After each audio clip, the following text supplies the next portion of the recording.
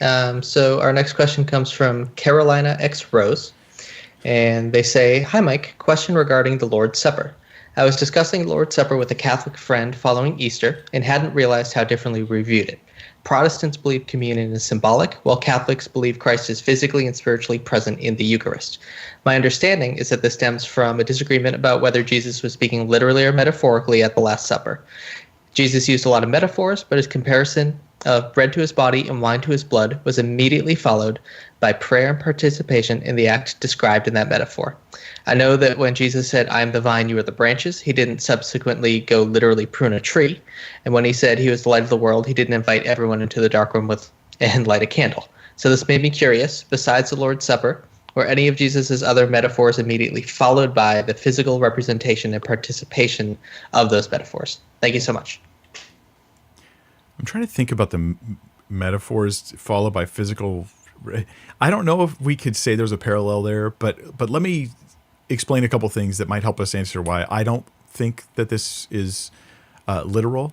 That the initial Passover was not meant to be understood by Jesus or the disciples as a literal transformation of the bread into the body of Christ physically, and the wine into the blood of Christ.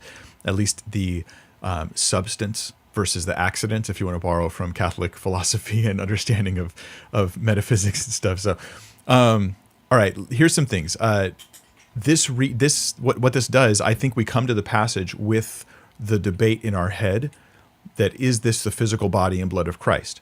And when we come with that, especially if you come from a Roman Catholic perspective, you're coming with the teaching you've received and you've been told over and over again, this is my body, means physically this has actually become. In fact, they're words of invocation in Roman Catholicism. When they say these phrases, the bread literally physically transforms into the body of Christ. And this is anachronism. I'm bringing a doctrine with me into the text. The question I should have is, what does it look like in a first century Jewish context? Not what does it look like in the middle of the 1500s and the Reformation. So when I look at it like that, I see something really interesting. In the Jewish, not the Renaissance European context, but in the Jewish context, Passover itself is a special meal that already has a ton of significance, and it's all symbolic. So it was called Passover because it was about that symbolized the angel passing over so they would escape from judgment. They would eat unleavened bread because that symbolized the haste with which the Israelites had to flee Egypt. They had to leave in haste. And they didn't have time to leaven the bread. And the bitter herbs, they would eat bitter herbs at the meal too, and that represented the bitterness, the taste of the bitter herbs, the bitterness of bondage that they experienced under the Egyptians to remember what God had brought them out of. The lamb represented a sacrificial substitute that they weren't like making. There was no actual angel to pass over them year by year. This was just in commemoration of a previous suffering lamb. So the Jewish context, I think, means that Jesus is speaking symbolism. He's offering them a new Passover meal, new meaning to an old Passover meal. The bread is Jesus' body, the wine is his blood. He's giving them a new covenant. He's showing that he's bringing out a new people through his blood, and there's a new commemoration of that, just like Passover was the commemoration of the founding of the nation of Israel. There's no doctrine in Judaism that the lamb offered becomes the literal flesh of lambs from the first Passover. Like, there's no doctrine that says this. There's no transubstantiation in Passover in the Jewish context. So when Jesus says, "This is my body," it's in a feast that's steeped in symbolism. Symbolism is the context through which he gives it.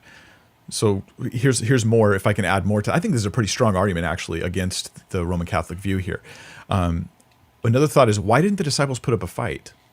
Like, why didn't they even ask? Like, hey, Jesus, eating physical flesh is definitely against Torah. Like, are you sure you want me to do this? And you're like, well, they wouldn't do that because they trusted God. Yeah, but look at the same guy, Peter, who's there at the meal, when he has the vision, just a vision. It's a vision. It's not even like real, right? He has a vision of the coming down of all these different unclean animals. And God says, kill and eat. And Peter says to God, like, no, Lord, I've never eaten anything unclean. And yet, this to them would at least strike that same kind of note and cause them to probably say, hey, wait, Jesus, what do you mean? This is your body? Like, literally? This is your body now, literally? So I don't think they're thinking transubstantiation because they didn't put up a fight. They saw it as symbolic because it's connected to a meal full of symbolism. And it brings up other problems like consuming Jesus at the Passover before his sacrifice even took place. Like they're consuming the flesh of Christ. He hasn't even been sacrificed yet. So I think that should answer that question, I hope. Yeah. Yeah. Answered about every part of it could have. All right. All right.